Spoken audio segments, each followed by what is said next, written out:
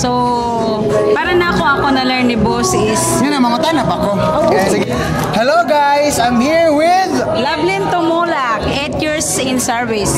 Alright, ma'am. So, asa man ka na-assign, ma'am, nga department? So, sa DAICA department, currently, as a GPM Area 1, composed of Biliran, Nabal, Liti, Dumaguete, and Cebu. Wow, grabe ka da muna. So, ma'am, ano ang atong question karon? Unsay imong greatest lesson nga imong na-learn coming from our bossing, our teacher, bossing Eric Tolo? So, para na ako, Jud, ang number one Jud na learn na ako is kinahalan gyud ta magpasugo.